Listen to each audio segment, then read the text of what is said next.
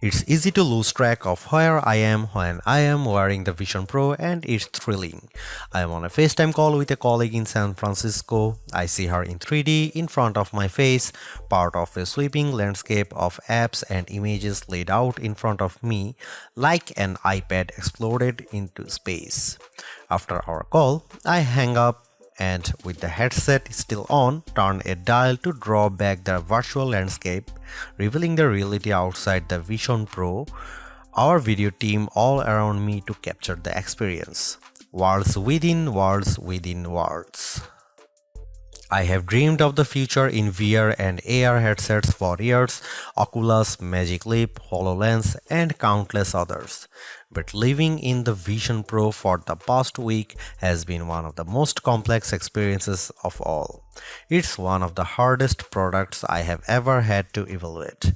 Parts of it are stunning, others don't feel entirely finished.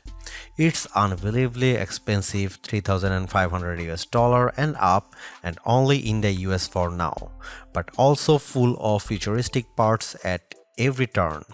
Did I mention my eyes animate on the outside of the headset's glass for everyone to see, like half submerged, half virtual parts of myself? Apple's big bet on the immersive future is also a big step into a new phase of devices that intertwine with the software we already use on our phones, tablets, and computers. The Vision Pro runs on a new operating system, Vision OS, but it is still essentially an iOS computer inside a mixed reality VR headset, with the benefits and design challenges of each but elevated with a whole bunch of new features and ideas. The headset is the best wearable display I have ever put on, but at its price and with so few Vision OS apps at launch, the Vision Pro isn't a device I would recommend to any of my friends or family.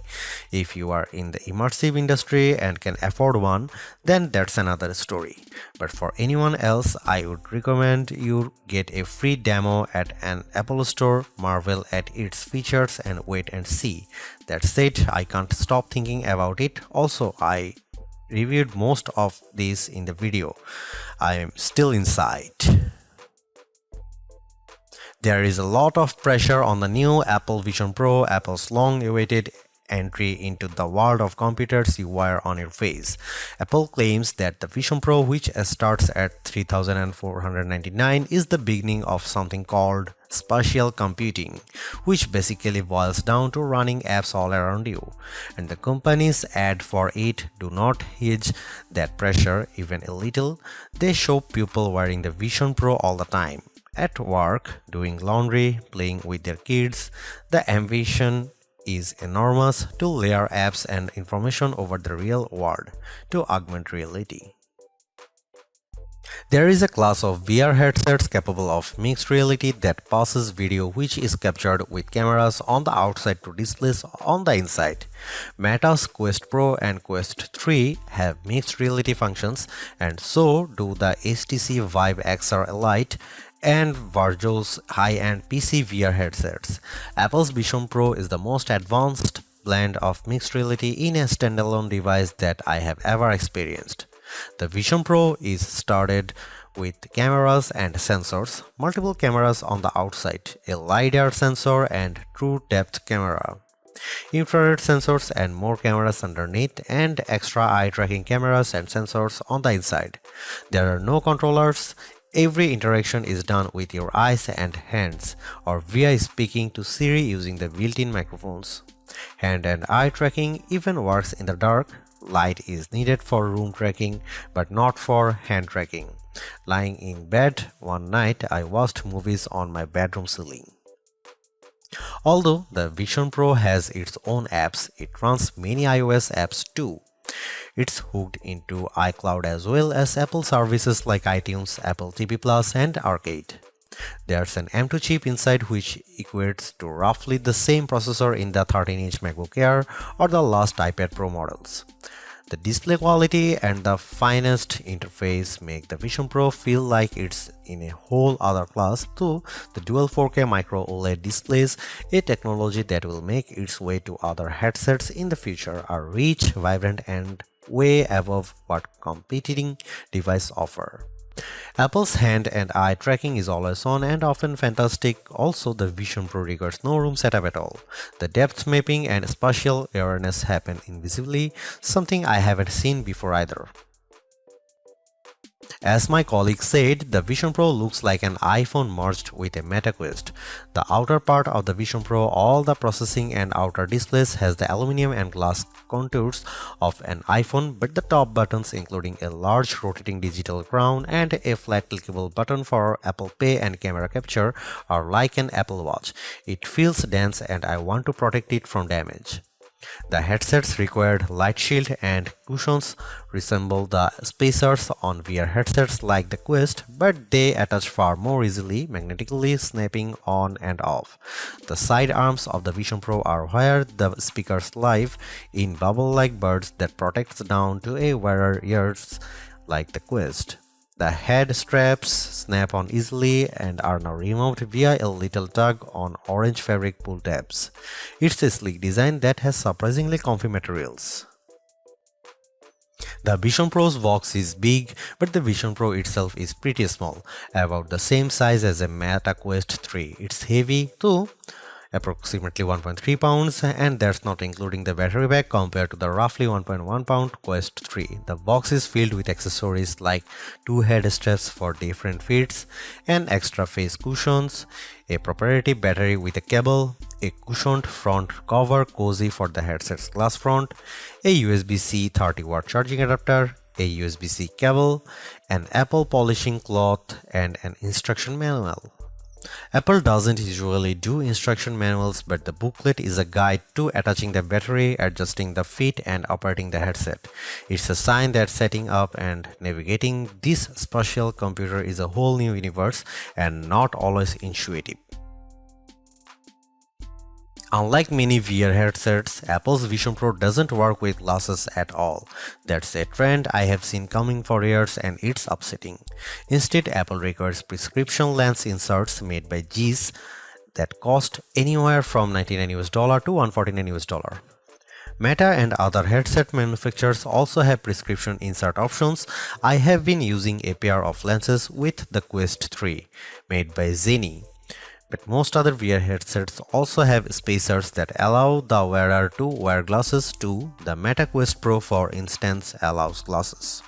The Zeiss lenses come in a cardboard sleeve along with a QR code card for setup. Scan the code with the headset's cameras and the device optimizes the displays for the lenses. The lenses snap in magnetically and they are easy to pop on and off. There are parts of the Vision Pro that feels like any other Apple device and parts that decidedly do not. First, I needed to adjust my head straps.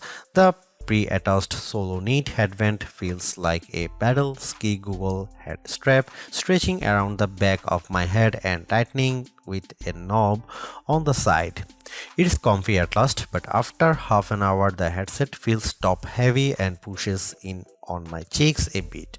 It's fine for short sessions though. The other head strap is a dual loop band that looks like the headband on my CPAP machine and tightens on the back and over the top of my head with Velcro. The weight balance is better. This is better fit for long work sessions. The battery cable to the Vision Pro is odd. It's a locking, unique circular attachment that needs to be slotted in at an angle and then turned to lock in place.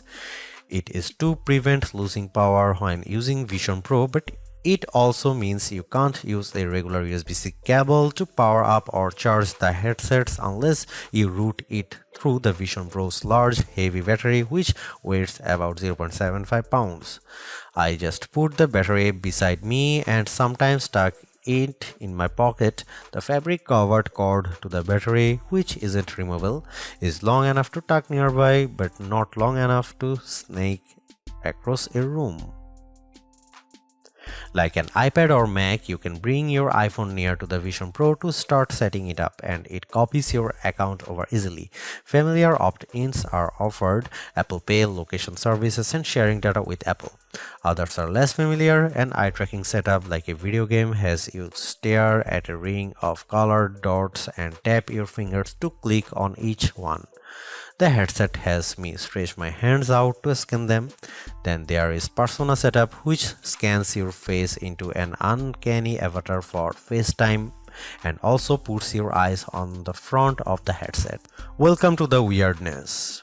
But once that's done, a recognizable grid of apps appears. A lot of Vision OS feels familiar by design.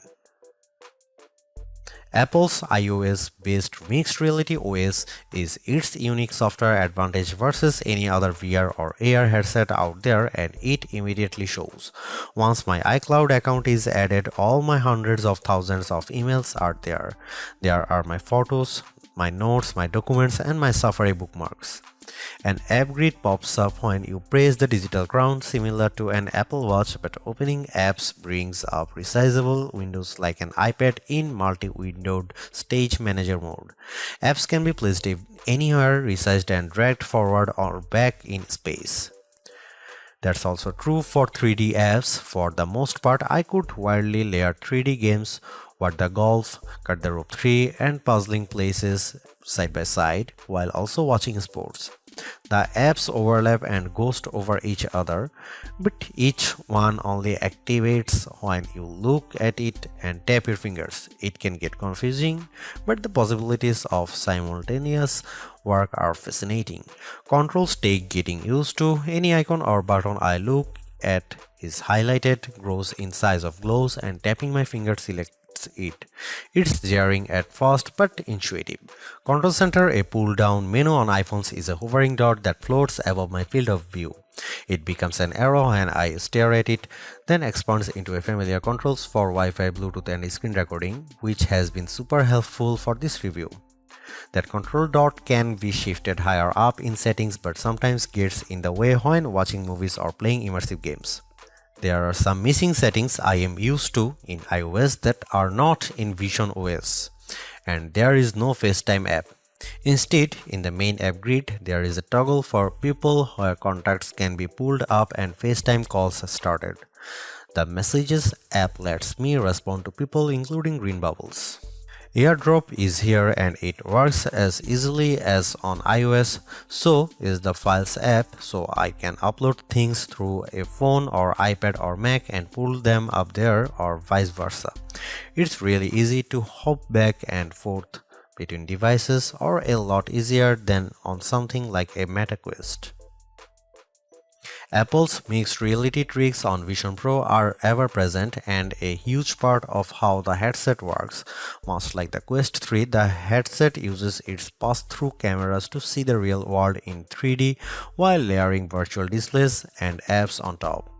Apple does it by default too, from the very first launch screen with an app grid hovering in your room. Apple's pass-through camera are the best I have seen, with almost no distortion. There is a bit of blur and lag when I turn quickly from side to side, and the quality dips in low light, but it's good enough to see details in my room through. I can read my laptop screen, use my phone, check my Apple Watch, or even look at something on TV. Displays and apps float in space with subtle virtual shadowing appearing on my real floor, but virtual screens don't recognize real objects or people. They will just overlap. Virtual displays will block out real things, but Apple has included a clever trick for person recognition that makes anyone in eye view start to ghost through your virtual environment or even apps if you want.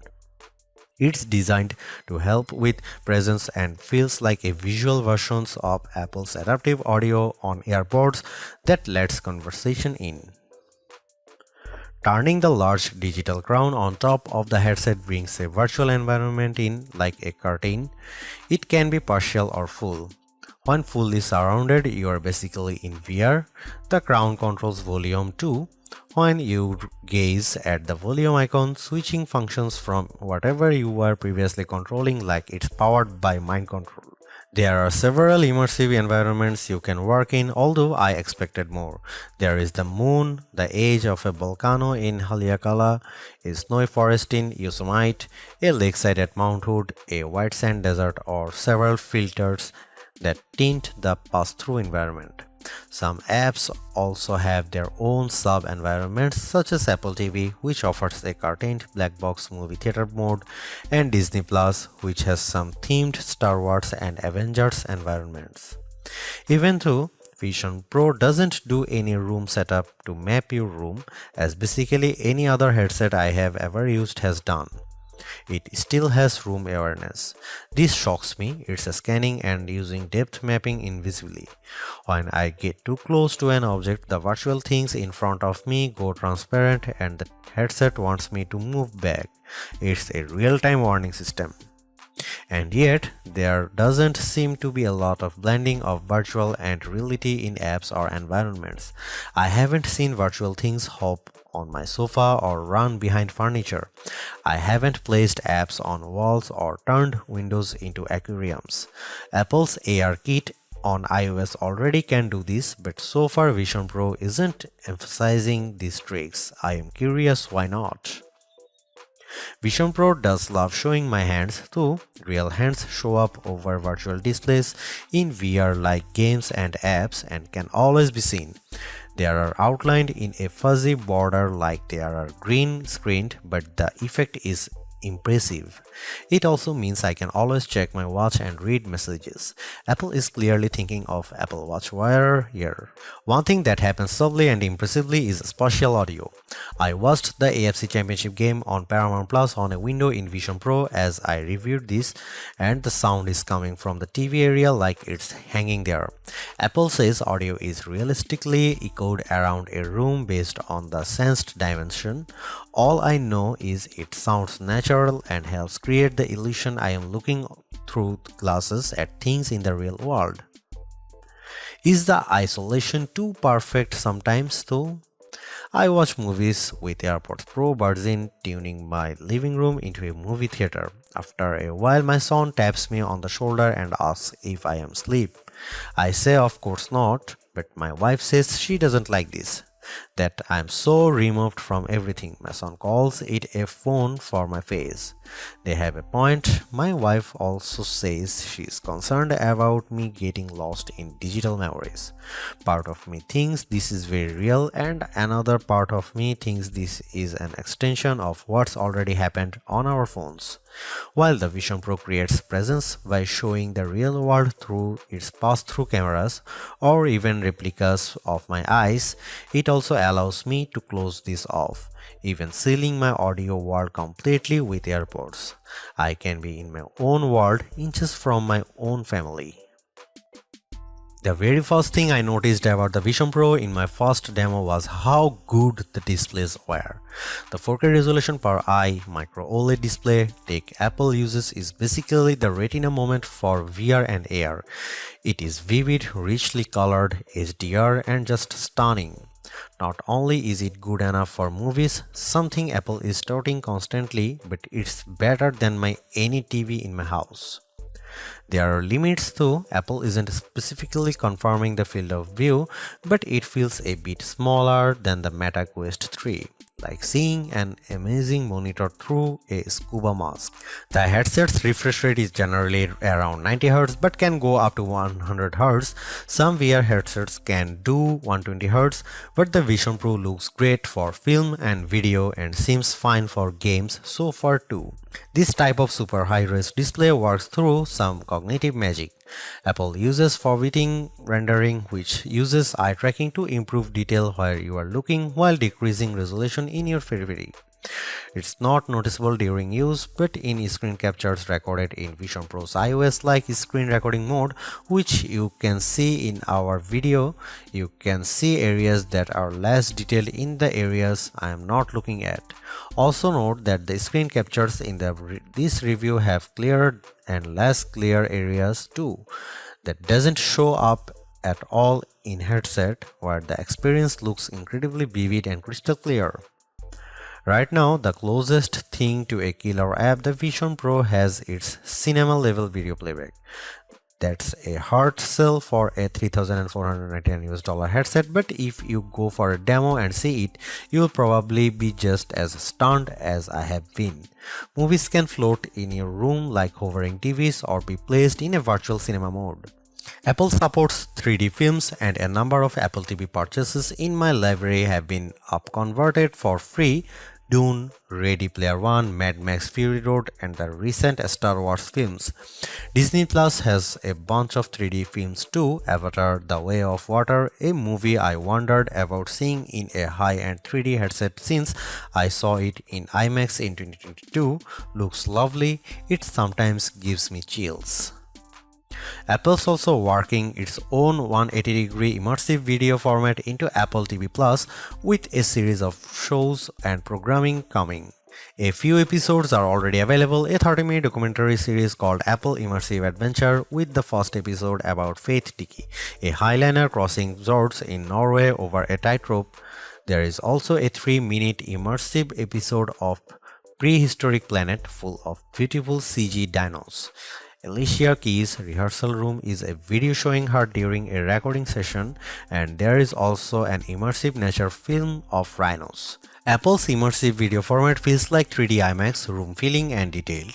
It's like an enhanced version of YouTube's 180-degree VR video format I tried years ago. Apple is promising sports and more in this format. It's exciting to imagine, but unclear what the rollout for future content is. The built-in speakers on the Vision Pro also sound great, good enough to you appreciate a film. The speaker buds are open, angling down to aim at your ears, similar to Meta's Quest headsets, and can be heard by others in the room. A more enclosed feels come if you sleep in AirPods, which auto-connect seamlessly. Apple recommends the USB-C AirPods Pro model for lossless audio and less lag, but technically any pair will work. There are plenty of video providers that are already on Vision Pro, including Peacock, Disney Plus, Paramount Plus, Movie, and the NBA. Netflix and the YouTube are noted no shows, but it's easy enough to play them in the Safari browser, similar to using a laptop.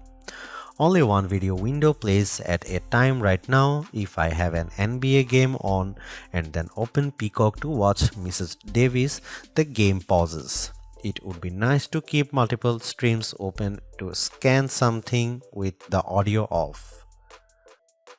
I had this weird moment watching Ready Player One in 3D in the Vision Pro. I got a little teary. I thought about dreams versus reality. It was a theme I visited when former editor and I reviewed the Oculus Rift back in 2016. Now I am thinking of it again in a whole new way. The Vision Pro comes with its own drawbacks and limits all over the place, but it's also at its best a stunning look at the future. Do I believe in the destination of this mixed reality future? Yeah, I have been writing about it 10 years. I can see it coming. The Apple Vision Pro is a moment where the ecosystems are staring to finally arrive. The hardware is hitting levels of audiovisual quality that are truly remarkable, and input systems are being reinvented. It's an exciting time, and the Vision Pro won't be the only product in the landscape. However, it will likely be the most influential since the Oculus Rift. That said, it's clearly not a device you need to get on board with now. The Mac debuted 40 years ago this month, a coincidence that Apple seems well aware of. The Mac was the birth of modern computing, but few people had the first Mac. Will the Vision Pro be the first step forward modern spatial computing in mixed reality as we know it from now on? Maybe. What really makes the Vision Pro seem futuristic isn't the display on the apps, it's the input. Eyes and hands. Other headsets have eye tracking and hand tracking, but none have the combination working as smoothly, subtly, and intuitively as the Vision Pro. But it is not the final version. Haptics is a missing piece, being able to feel feedback like on a phone or watch or with game controllers. I want more precise controls in 3D space, something fully multifunctional. I am not sure hand tracking and eye tracking alone can do all of that. Apple already has a haptic response wristband called the Apple Watch, which is starting to get its own gestures with double tap. There is an obvious connection there, but Apple hasn't connected those dots yet. Maybe something neural could be next, like what Meta's exploring. And with players like Samsung and Google coming, as well as a race towards smaller glasses like devices down the road, there will be a lot more changes to come.